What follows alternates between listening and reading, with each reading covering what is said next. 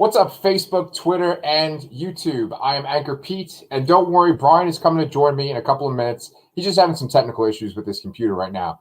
But I am here today because we're going to be talking about WandaVision. While we're waiting for Brian to show up, I just want to remind you guys that we would love to talk with you. So if you have comments, thoughts about WandaVision, just go ahead and start popping them into that chat right over there, because we want to hear what you thought about the season finale or the series finale. What's it going to be? All right.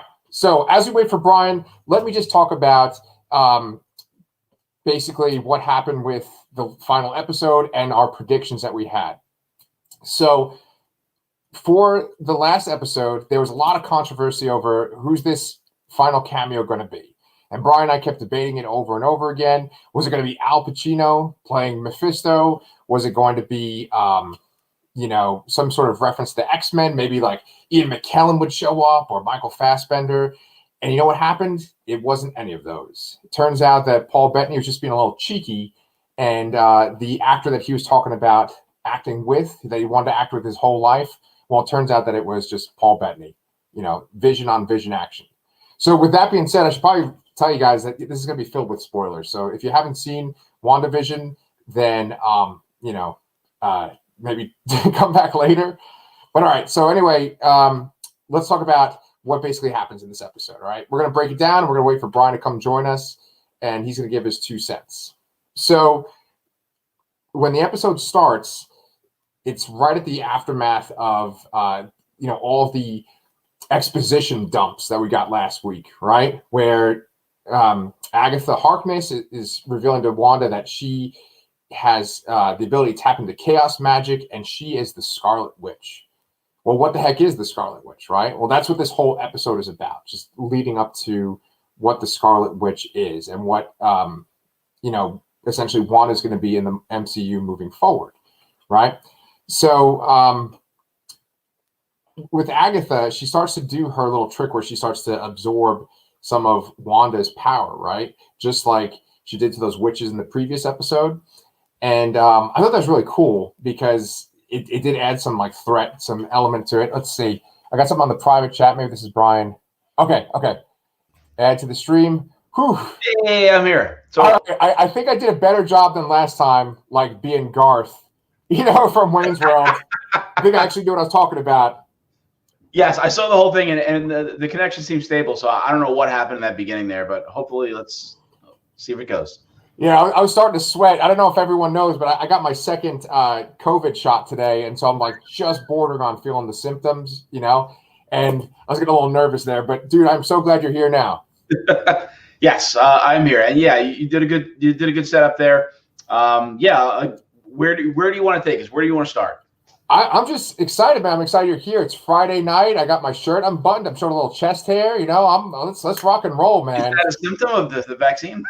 Yeah, it might be the vaccine. Yeah, but dude, I'm ready to party. So let's talk about what we predicted together, you and me, and what actually happened. All right. Yeah. So, like I said, we made a prediction that maybe it was just Paul Bettany being cheeky about the vision, and that's what ended up happening. Yeah, that was the first thing that popped in my head when I saw the white vision last week. And you know what? I think at first, I think I even last week said, I don't know how I feel about it, but I approve. I think it was funny. I'm not disappointed in any way. Coming from him, it seems appropriate to me. Yeah, and actually, I think that scene with the two visions talking to each other, that might have been my favorite scene in the whole episode too. Yeah, I love that analogy, and I love that the conflict was ultimately solved with a logic argument. Yep. Yeah, not just a punch up. Absolutely, yeah. Yeah. It's funny because we've referenced the Vision comic by Tom King, and Tom King is a very cerebral writer. He has a lot of comics where it's just a lot of narration boxes, right? And you get into the character's mind, and he writes some philosophical stuff, sometimes poetic stuff. And I feel like the Vision in this series really captured that. Yeah.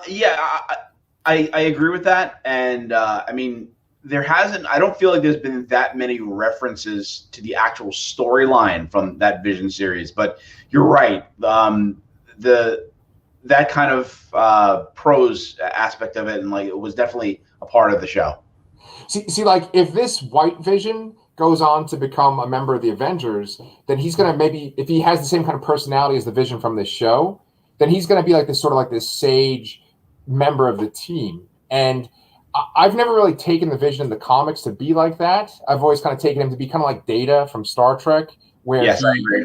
you know, like where he's always kind of questioning what it's like to be human. But this Vision, it's almost like the inverse of that, where it's like he's very wise. You know, even in his first appearance in the Age of Ultron, he has a whole bunch of fantastic lines. You know, Yes.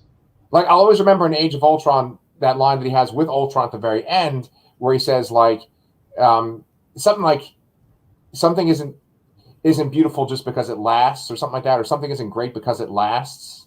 It's a line like that because essentially Ultron's talking about like living forever, or like, you know, that they would be this next evolution, and Vision's basically saying like it's okay for things to go away or to end. Exactly, just like this show. So and also in the show too, he had that, I think I commented on last week or the week before, he had that one line about what is grief but love persevering. I mean, that's like still one of my favorite lines in the entire show. Hell yeah. And I'm trying to remember, I'm kind of drawing a blank, but some of the stuff they said to the other Vision was like really good too. They use that like philosophical argument with the ship. Ship of Theseus. Yeah. So that was a great metaphor. Yeah. So okay, so we kind of talked about the Vision and the cerebral stuff. Why don't we talk about what happens with Wanda, right? Sure. Go ahead. Yeah, I think one of the interesting thing is I guess one of the first things I really want to say though too is that how we and even everybody kind of really went overboard with predictions. Oh yeah. Even experiencing the show and not seeing that, I was still very satisfied with the episode overall and the series overall. Yeah.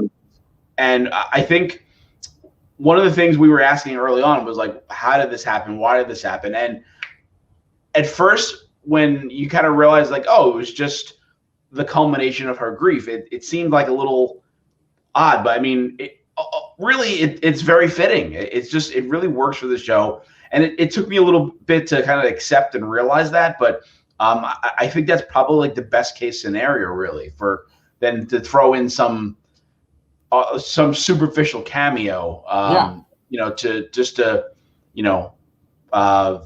excite the fandom. Yeah, I couldn't agree with you more. That it's good that it's like a complete story in itself, even though of course there's tons of stuff leading into it. It's like it could be a finite point. Now, of course, there's the end credits that we'll talk about later, but like the way that the show ends before the credits is very like finite, and that'd be a good ending to the Vision story and to Wanda's story too. But what I would say is that Marvel itself, the MCU has changed our culture in general, right? And so many things want to be a shared universe that aren't just comics anymore. And I think that such a big part of that is the speculation, which has literally been this show of you and me talking, and just like every other freaking show that's on YouTube right now. And it's just everybody like, look at this. What's this clue? What does this mean? Is this person going to show up? Is this going to tie into this movie 3 movies down the road? And I think that it's like in our programming now where that's what we're looking for, you know? Yeah, I think with the onset of Netflix and binge watching and all that, we kind of lost that week to week television thing that like I feel like peaked with like, say what you will about Lost, you know, and the finale and all that and how it turned out, you know, but early on that was like peak speculation television, you know? Yeah. This feels like that. And I don't think this show, I think this show benefited from that greatly. And I don't think the impact would have been as much had it been all dropped in one day. Yeah. Oh, 1,000%. And honestly, I kind of don't want the Netflix model in general for this type of show. Like I want this week to week, you know? Because even though it's embedded in us, it's still enjoyable. It is like a hit or something. You know? There's just something about when you binge a show and you want to talk to somebody about it. It's hard because you don't know if they've gotten further than you, or that or they're not far enough, and you just don't know what to do. And it's just ultimately you just watch it, and then you say if you find out somebody else watches, like, oh yeah, that was cool. But this, like, we've been discussing this every week, both on this live thing and outside of it too, and I just love that. Yeah, hell yeah, man. Yeah, and it's interesting too, because if you look at the two models, the Netflix model and this week-to-week model, it's kind of like comic books, right? Because you can read comics in single issues the way that this show has been released, or you can read a trade, which is essentially what the Netflix show is, right? Where it's like, here's the whole trade right here of the show, right? That's a great analogy that I didn't even think of. it's the COVID, man. It's the drugs right there. It's got me. But what I was going to say was that, like, you know, we sit there and we're always wondering if there's going to be like another cameo or something else. And we kind of lose track of just the story being good by itself, right? And I think that this was like a very well put together story. And I'm just like you, man. I agree. I don't think I can actually add more to your point, because it's like it doesn't need more to be better. It'd be almost too much. Agreed. Yeah. There's a perfect amount of storytelling. I know some people felt the first few episodes were a little on the slow side. Yeah, I don't agree. I was intrigued with the concept immediately, and when we previewed all the Marvel and Disney Investor Day thing, like I said, this was the thing I was most looking forward to. So yeah.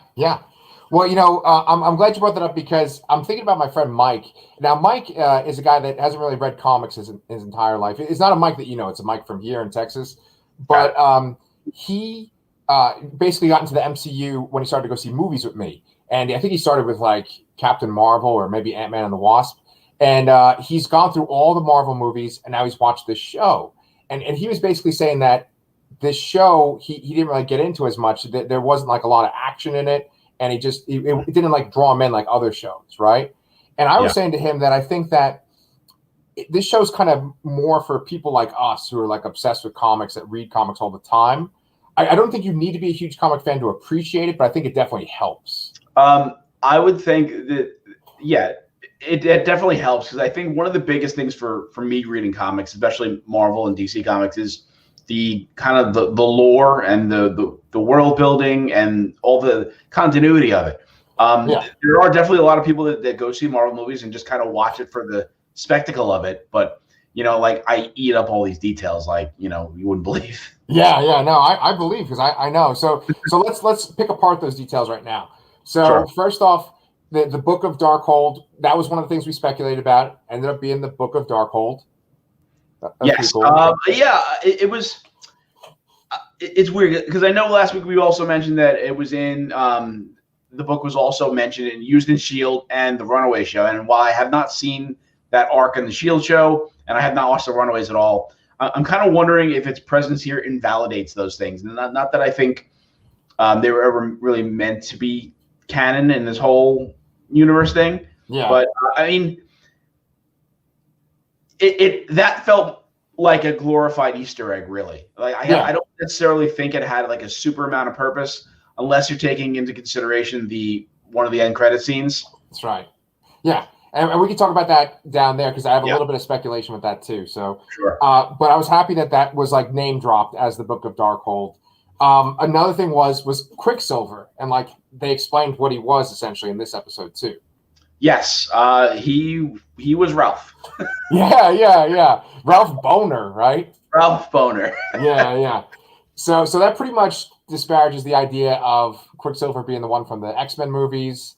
It's just like a little, wink to the audience. Yeah, it was a very meta reference, and I think it was very enjoyable. I mean, I like Evan Peters as an actor, and I like seeing him in things, and it was a nice nod. Do you ever watch that American Horror Story show? I watched the first few seasons, but I trailed off on it. Yeah, I never really got into it, but I know that he's like one of the main people in it, and I like him as Quicksilver, and I liked him in that too. So then I'm trying to think what else we speculated. We had White Vision, and then what about that scene with Monica Rambeau when Hayward shoots at the kids and like the bullets go through? What'd you think of that? Yeah, I mean it's just showing her power and what it's going to do, because I mean they only really hinted at it previously, and we haven't seen her in like 2 episodes. So I know. Yeah, and I guess the answer has to be that she still has her powers, but they didn't make it clear that that she still does afterwards, because that after that whole thing went away, everything went back to normal. So I mean, does she go back to normal too or not? It doesn't matter. Yeah, because I figure it has to matter, and it has to be sticking around, because they didn't use her powers enough in this to warrant even doing it. So it would be kind of a glorified Easter egg, but I think they did too much for that, and not enough if it wasn't. Well, why don't we do this? Why don't we talk about like essentially what happens after that dome falls, right? Because there's a whole bunch of things to speculate after that. Yes. Right. So like, okay, just addressing that, like, is she like Spectrum or whatever? Does she have powers after that? I would say that she does, really, because like what you said, it's like, why would they put all this effort in for her just to go back to normal? And then it would be redundant if like they had to activate her powers down the road again, right? Also, they said, I think one of Wanda's kids, I don't remember if it was Billy or Tommy, said cool costume to her. So, and I know it was more a uniform than a costume, but it's implying a heroic future for her. Yeah. I hope she gets the jacket, because I really like Spectrum with the coat. Yes, yeah. She looks a lot better that way. Well, speaking of Billy and Tommy, right? Like I was reaching out to you because I was like, wait, are they gone then? And like in the comics, they do disappear, and then they kind of reappear when it's the Young Avengers story arc. Yeah, and there's a big old gap there in time-wise. Oh, yeah. It's basically from like the 80s, I think, up until like 20 years. Yeah, early 2000s. Yeah. So, I mean, they're going to be back, but I guess, like, are they come back as teenagers then? I think they would have to. I think they would have to come back as older, and they would have to come back recast, most likely, if the plan is to do a Young Avengers show or movie at some point, which I think seems like they will. Yeah, they're definitely building to that. Maybe they'll have like a scene where it shows them kind of struggling to live, like, because maybe Wanda left them, and they have to kind of struggle to live on their own, and they like age themselves up like they did in the show. But like there'll be some kind of thing that'll be like, this is the last time we can age up or something, or they'll age up and they'll be like, oh, I like this age, There'll be something. I think I feel like the way the scene end or the show leaves it, I think she's going to be the one to bring them back, which was not what happened in the comics. Right. So, but still, I do think that there will be played by new actors when that comes. Oh yeah, absolutely, yeah. Okay, so then so we got the twins covered, we got Monica covered. Now let's talk about what's her face, Agatha, right? Sure. So essentially, Agatha is just made to be like a person that lives in this crappy Westview town, right? Crappy New Jersey. Yeah. It's a fitting punishment, and it's a good way to keep her kind of, pocketed away for future use in other shows and movies, which I imagine will be Doctor Strange. I imagine we'll see Catherine Hahn in Doctor Strange. Yeah, I mean, she's made such a big splash. Like, it'd be silly not to have her in, right? Yeah, absolutely. And also, like, there's a whole morality thing here, too, because, I mean, yes, what Wanda did here was accidental. I mean, we've kind of proven that here, I guess. Yeah.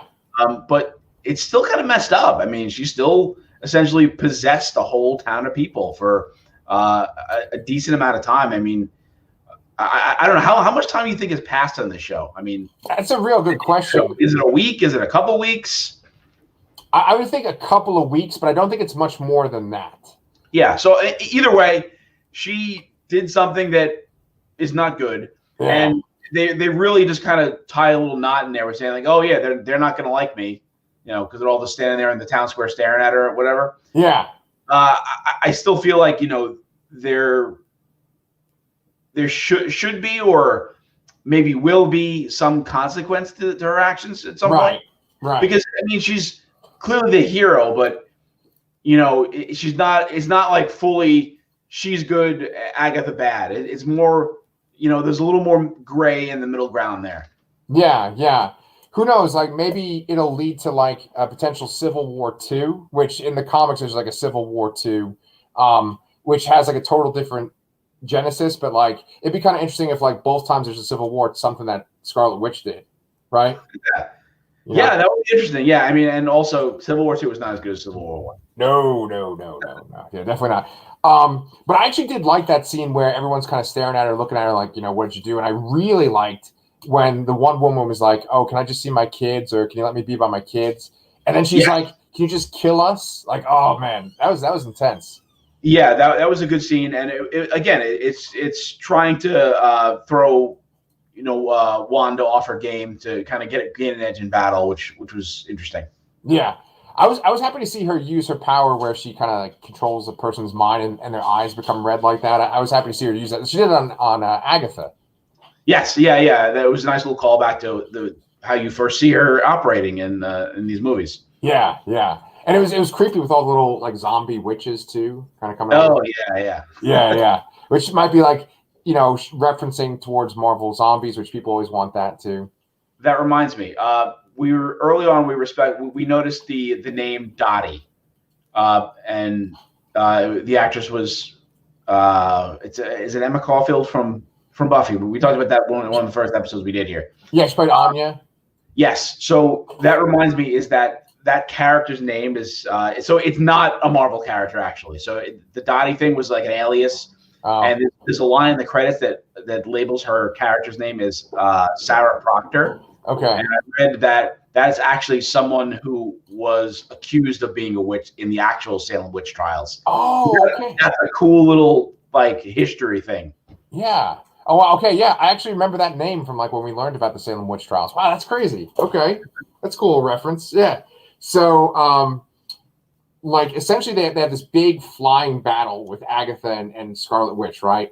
And she's like throwing hex blasts at her, and it hits the wall. Now, did you predict like what was going to happen with the? Yeah, it's just one of those like Chekhov's gun things. Like they threw out that the witch with the runes can only use the magic, and she was missing an awful lot. So it was like, oh, okay, yeah, that's what she's doing. Yeah. It's cool or not. I think it just shows that they thought out a lot of things, and and I find that to be satisfying. It's just when they do reference little things and they call back to them, it's just a satisfying experience overall.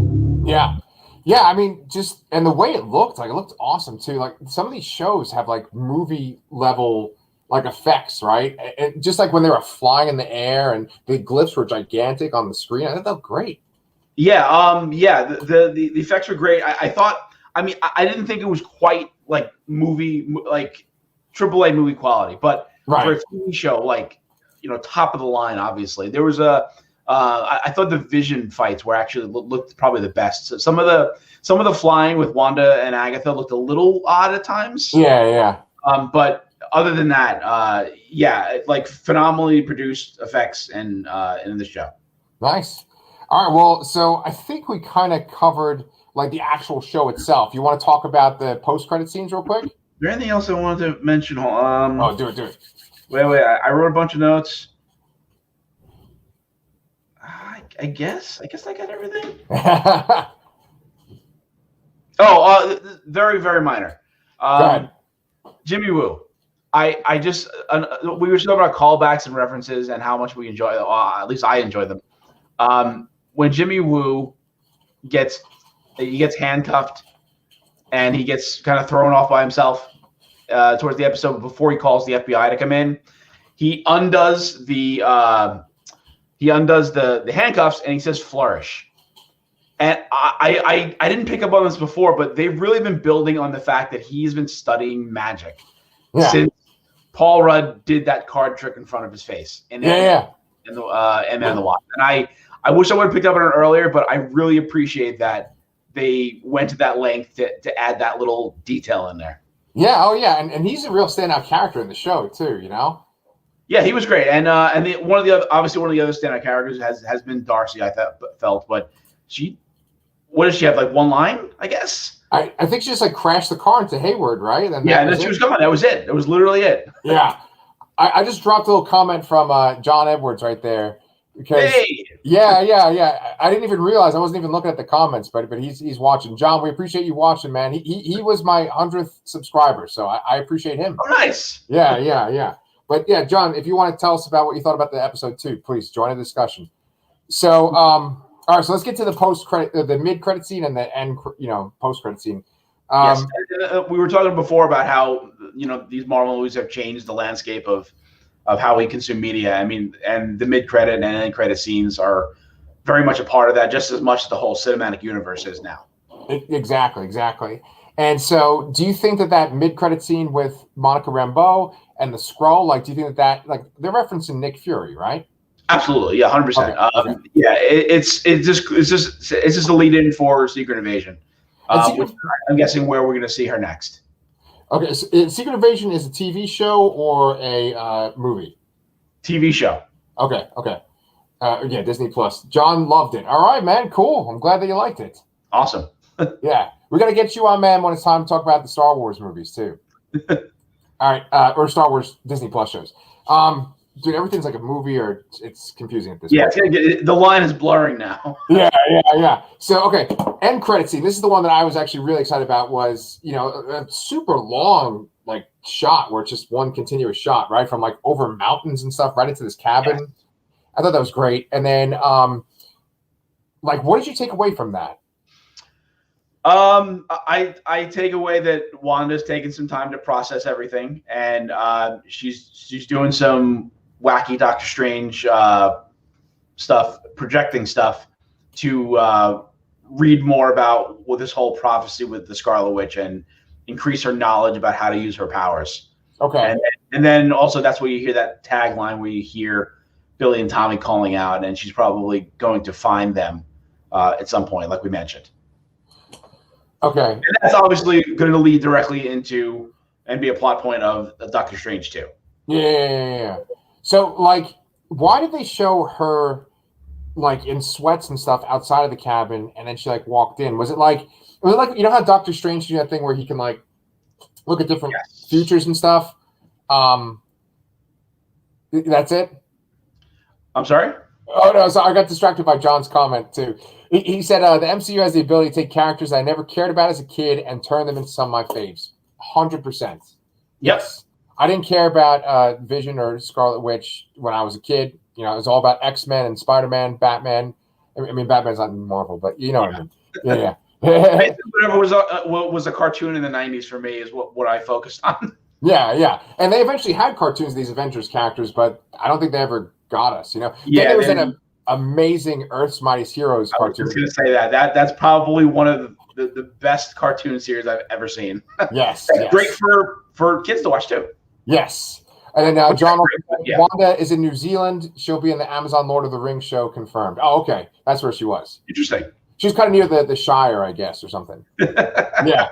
Speaking of which, I do a little plug for my life. The Alamo Drafthouse is going to be showing the Lord of the Rings movies like in the theater again for the 20th anniversary. Yeah. It's been freaking 20 years since Lord of the Rings came out. Isn't that crazy? Oh, God. Right? We saw a few of those in the theater together, didn't we? We definitely did. We absolutely did. Definitely the first one. And that's when we worked with John, too. But what do you call it? I'm going to take Pepper to see it because I've been holding out till they would show it on the big screen to show it to Pepper. It's a marathon? Well, they're doing like each one, and it's like a week. The first one is going to be 1 week, then the next one's going to be next week. I think we're just going to the first one. I was going to say, if you're sitting and bringing a child into 9 hours of movie, that's not going to work out too well. No. And Pepper's like kind of mature and stuff, but no, definitely not. She'd be like wanting to kill me. Yeah. Speaking of like Pepper, look, I just had this random guy. Kind of reminded me of Vision with his turtleneck. I'm going off on tangents. He's got paint his face red and green, and you're all set. Yeah, he looks kind of like Patrick Bateman, right? Yes, he does. Oh my God. I don't know where the hell they got that from. This is what happens with live TV. I just start doing weird shit. All right. Anyway, so John was also saying Astral Projection. Yeah, I agree. It's Astral Projection as well. Although it's a little weird. I guess it's trying to emphasize that what Agatha mentioned, that her power even eclipses the Sorcerer Supreme. So she's able to be present and then have her astral projection and do that crazy, trance thing that he did in Infinity War. Infinity War, yeah, man. So she's just super powerful. I thought that it was a little sinister seeming when she was, doing her little spell and stuff. Like it could lead to something sinister, but I think you're right. It's just like to show how powerful she is. I mean, if you think about how it looked when Doctor Strange was doing it, it looked a little like that too, I think. So I mean, I take it as that she's reading that book to cover and finding out more about this prophecy, and then also how to use her powers to the full extent. Honestly, I mean, there is a prophecy that she destroys something. So, I mean, that's probably where the sinister undertones are kind of coming from, because she's. What did she say? Did she say destroy the world? Something like that. Yeah. Honestly, I only watched the episode once. I think it was some kind of thing like that. Yeah. Yeah. Like, with the chaos magic, which maybe Cthulhu.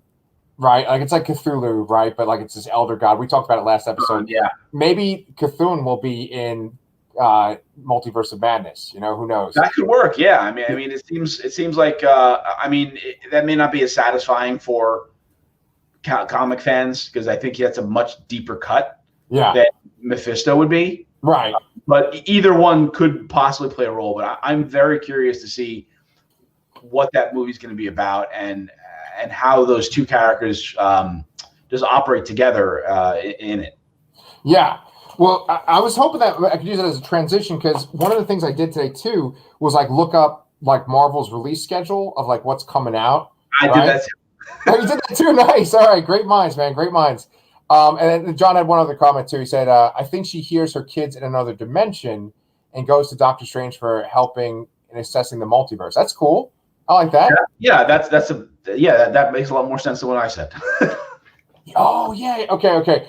Yeah, because my brain was like, oh, is she just going to try to take them from another dimension where they actually are alive? But I like the idea of maybe they're lost in another dimension. Or maybe she tries to do something on her own and screws it up, and she goes to him for help. Yes, I like that too. Good, John. Good job, man. All right, so look, check it out.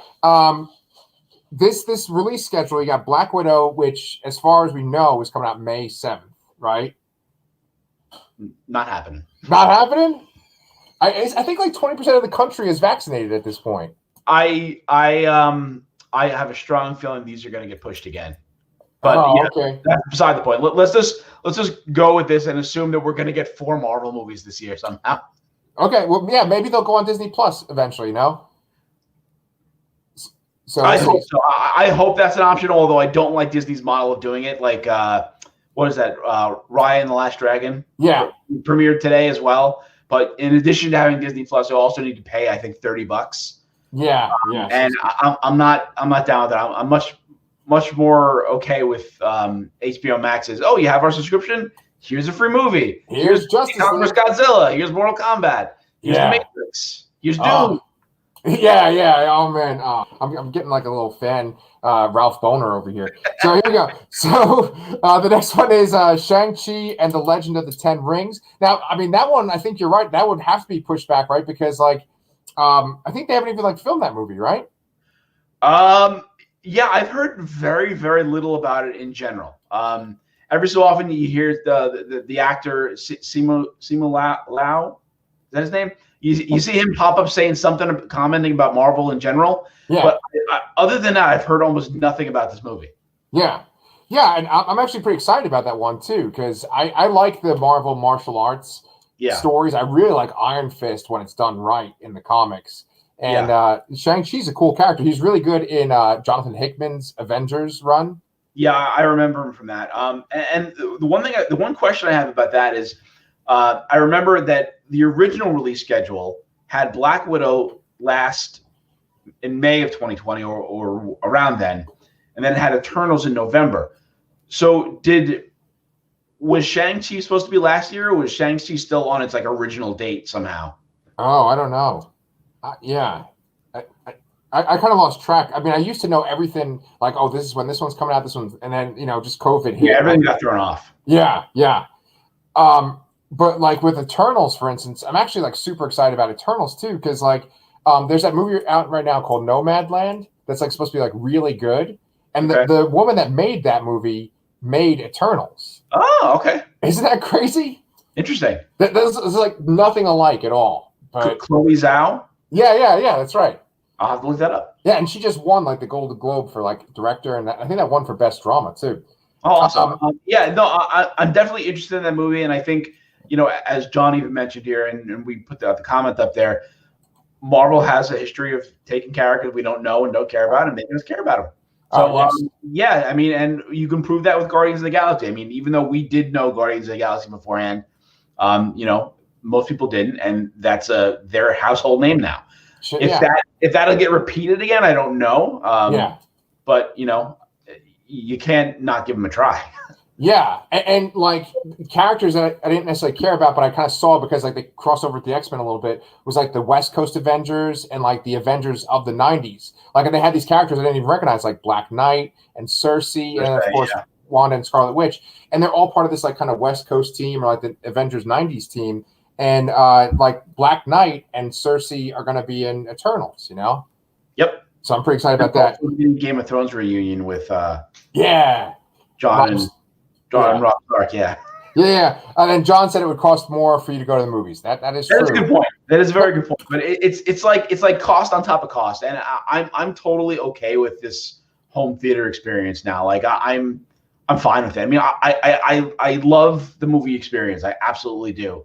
But I could get by without it, I guess. Yeah, dude, tell me about it. I'm cool with watching stuff on Disney Plus, and we can go talk about it like as soon as we're done too. Then the other things that are confirmed are Spider-Man: No Way Home, which is like this big multiverse kind of thing, which is going to have like Tobey Maguire and they sort of debunked that, and I can't tell if it's an official debunk or it's like, oh shit, the cat's out of the bag. Let's try to put her back in or not. And if it is that, in fact, happening with Andrew Garfield and Tobey Maguire, I feel like it's going to be more of a smaller cameo than a starring role. Yeah. More like how they threw in like every single person in the CW Crisis episodes. Right. Yeah. Well, whatever the case is, even if it's that, it'll be super exciting, Oh, yeah, of course. Yeah, and then after that, we have Doctor Strange in the Multiverse of Madness, which we've talked about on this show. That's 2022 now, so. Right. Yeah, essentially, it's like a year from now. Yeah. The Thor: Love and Thunder. Oh, I'm so pumped for that. Yeah, dude. Christian Bale as Gore. That's going to be awesome. Black Panther 2, which I saw some people on YouTube saying that the Illuminati were going to be in Black Panther 2, right? Interesting. And they had a picture. I am super interested to know what they do there. Yeah. Obviously, with the passing of Chadwick Boseman, and obviously they had that little issue. Star Wars had a little issue with Gina Carano recently, where she kept tweeting things, and the actress that plays Shuri had one little instance of that so far. Oh, really? And I think there was like a rumor that they were going to have her be Black Panther, which is very fitting for the comics because she does do that. For a time in the comics, but they may have kind of pulled back on that because she posted some anti-vaccination tweet or something like that, and it wasn't as damning, and it was only the one time. Yeah. Oh, wow. Maybe she retweeted something. It was something ridiculous. It's like you don't know what you can say or not say anymore in public. Tell me about it. Yeah, I get nervous just talking on these shows, So they basically said that it's going to be more about Wakanda itself than any individual character. So, like I said, I'm very curious to see how they handle that, and especially after the insane impact that movie had on culture in general, with it being like the first like crazily successful Black-led superhero movie. Yeah. And so, one thing we're going to get to in just a minute are Marvel rankings lists, but like Black Panther's like really high on my list. And I really got into that character after watching Black Panther. There's this run by Christopher Priest that's really good. And then there's Ta-Nehisi Coates. His Black Panther's fantastic too. So I could see them kind of in both of those books. It's like a big ensemble cast kind of story versus the Black Panther. In both those books, all the time, Black Panther is like the background character, and the other characters are like the main characters. Got it. Yeah. So then, we could just kind of fly through these last few ones, but there's Captain Marvel 2, Ant-Man and the Wasp, Quantumania, and that brings us into the 2022, and then Guardians of the Galaxy Volume 3, which is in 2023. and then Fantastic Four is like the last speculated thing, or like last confirmed thing. I'm sorry, last confirmed thing. So. The only thing we know about that is it's directed by John Watts, right? Right, who did the Spider-Man movies 1, 2, 3, 4, 5, 6, 7, 8, 9, 10, 11. So that's 11 Marvel movies between now and 2023. 4 movies a year. I mean, we're used to seeing 2 at most, and it's like, So now we have 4 movies a year, and probably 2 to 3 to 4 shows a year too. So. Oh my God, it's too much. But we'll be here to talk about all of it. Yes. So like, let's just talk about our list, because one of the things I said on Twitter was that you and I were going to talk about our Marvel rankings. And if WandaVision was a movie, where would WandaVision fit in our rankings? Oh, see, I've been thinking about this since you said it, and I don't know how to fit it in. I loved this show. It lived up to my expectations as the thing I was most anticipating. One of the things I was most anticipating. I loved every second of it. As we said, we love the week-to-week thing. But because it's week to week and it's more nuanced and more character driven, I find it so hard to compare it to these big tentpole spectacles that are crammed into.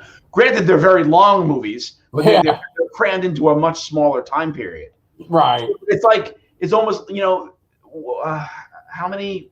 So what is it, like half an hour a week and 9 episodes? So that's like 4.5 hours compared to 2.5 hours on an average runtime for a Marvel movie. Yeah, so it's like 2 Marvel movies in one. I would put this somewhere in like a lower top 10. Lower top 10. Okay. Well, do you want to reveal like what is potentially in your top 10? Yeah, sure.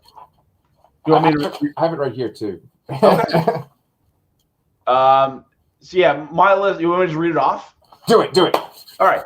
My list, starting from top to bottom, is Avengers Endgame. To me, the impact of that final scene, I felt the second act was a little on the weaker side.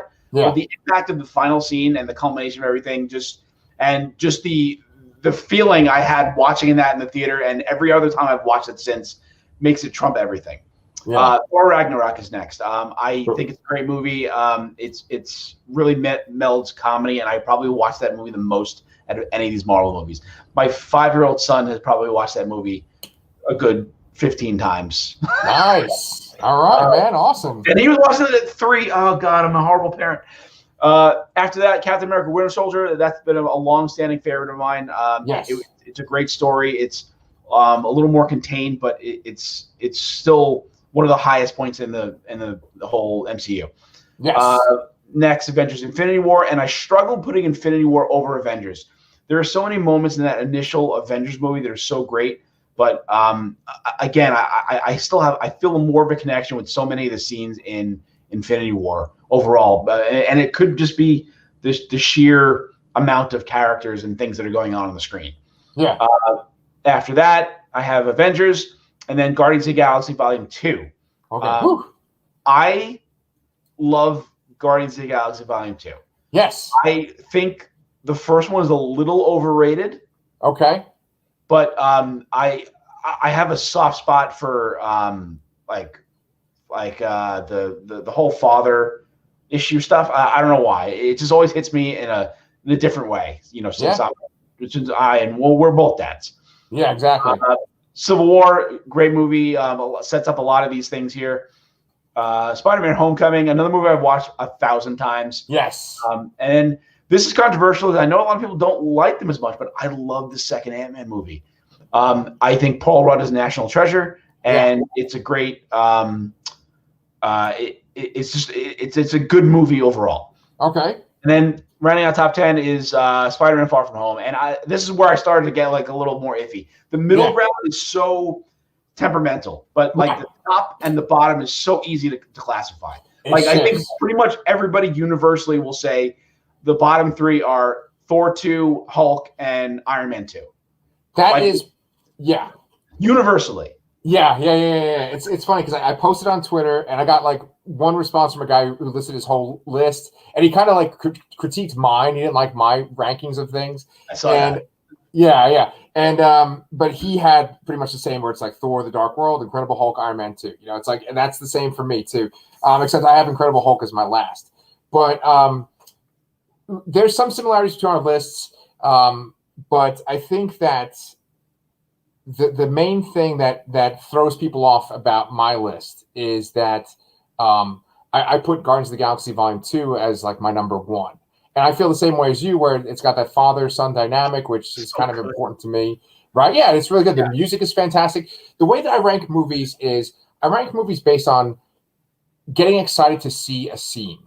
Like, oh, this scene's coming up. I love this scene. And if it's a movie where it's like every scene is like that, then that's like one of my favorite movies ever. And I feel like if I look at all the Marvel movies in general, that Guardians of the Galaxy Volume 2 has the highest collection of scenes like that, where I'm excited about it. Now, there's some amazing scenes in my other movies on my list, but that one's my number one. And I know that turns people off because people don't agree. Some people put that on the bottom of their list. I think that the first Guardians of the Galaxy movie is generally more well received than the second. Yeah.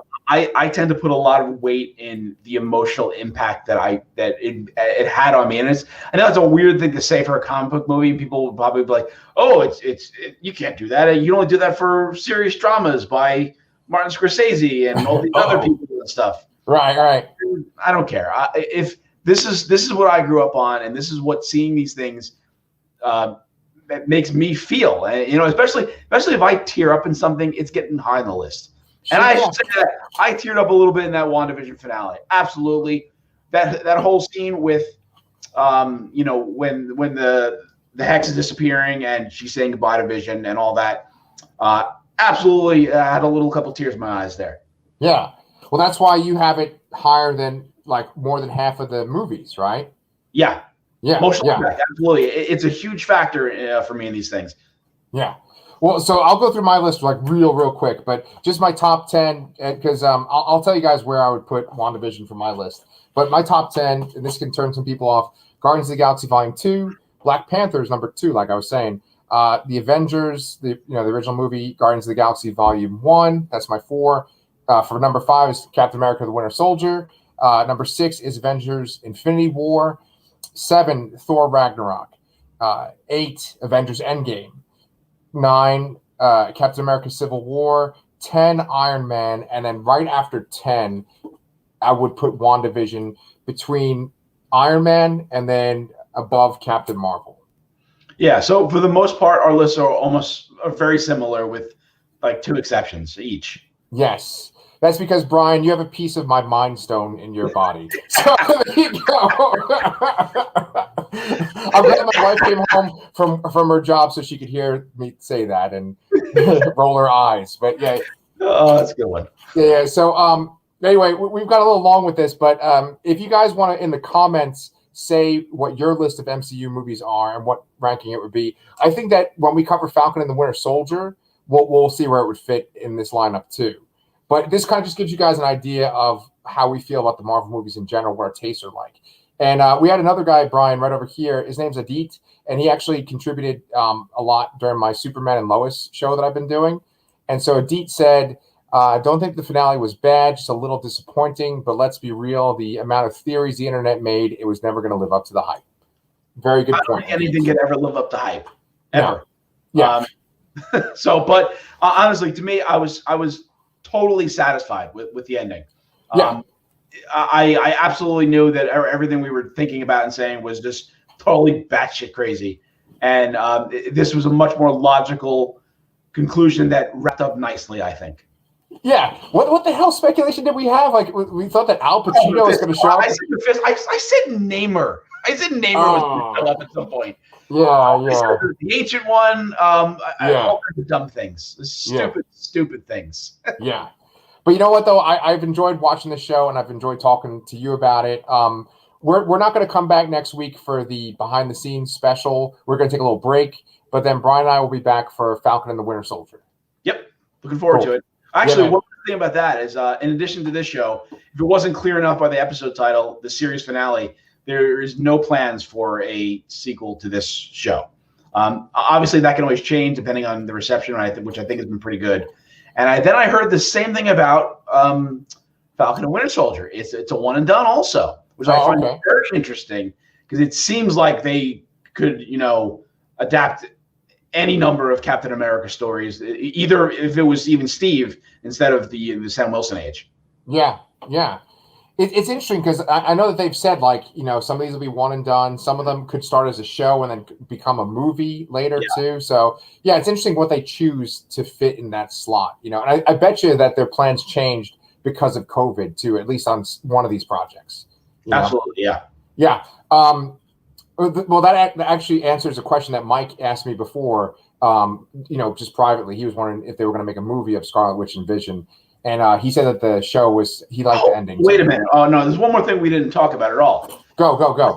Essentially, Vision just flies off. So he gets the whole mind mumbo jumbo. So he has the memories of the fake Vision, the whatever you want to call him.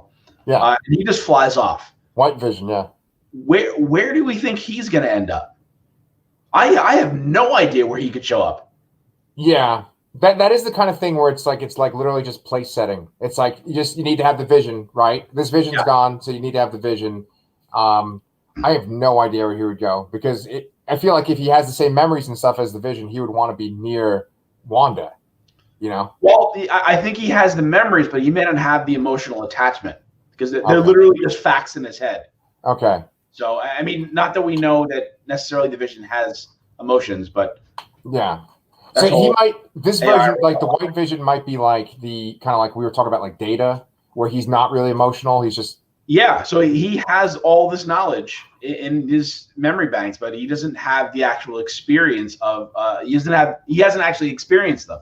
So it's just facts in his head, Yeah, I can see that. Yeah, dude. Guys, if you want in the comments or on Twitter, just let us know what you think is going to happen with Vision, and then I read one more comment actually from Adit too. Let's see what he says right here. Why did they cast Evan Peters as Pietro if they would just make a boner joke? I mean, Aaron Taylor Johnson would come back as Pietro, and this time they could have written him right. Okay, I can take this one if you don't mind. Please. I have two reasons for this. One, the fact that they knew it wasn't going to be lasting would give false hope. So if they hired Aaron Taylor Johnson, it would probably imply that they were going to bring him back, and that would diminish his actual death in that movie. Two, misdirection, which, again, calling back to Ant-Man and the Wasp and Paul Rudd's magic tricks, misdirection. It's just something to get you to not look at what else is going on. Because at that point, we weren't 100% sure who Agnes was or Agatha was, and it was just something to throw people off and to speculate. Yeah, that is when the show really hit like a fever pitch. Was right at that point when I think at the time we both said that was our favorite episode. Yeah. Okay, well that's a good way to end the show actually right there. What would you rank as your favorite episode out of all of them? Again, I have to go back to the emotional impact and all the theories running through my head with seeing Evan Peters show up there. So I would say the 6th episode, the Halloween one, with the throwback costumes, was probably my favorite episode. Yeah. And I might put this one, the finale, second or third maybe. Okay. The latter half is I definitely feel is stronger. Oh yeah. I don't know. Yeah, I think, because we've already kind of admitted that we are very similar in the way we think. So I actually might have that ranking too. Because there's something about that Halloween episode where the fact that he looks like Quicksilver, he acts kind of like Quicksilver would, sort of, with them. Yeah, I really like that. Because, the reveal is just at the end of the previous episode, so that's not as good. But then seeing him like interact with Wanda, I think that was the highlight of the series. And then like the end of this episode that we just watched. Yeah, and I also have to the previous episode with the walk back through her actual memories in life. Yeah, it was nice, really nice to see all those pieces come together and expand on the essentially sideline backstory that she's had in these movies. Yeah, sideline, off-screen backstory she's had in these movies. Right. Really like flesh out her character. Yeah. Absolutely. Yeah. Well, dude, thank you so much for doing this with me. And we had a nice extra long episode for the finale here. That's good. So like I said, we're going to take a break for next week, but then we will be back for Falcon and Winter Soldier. So we will see you guys then. See you in 2 weeks. All right.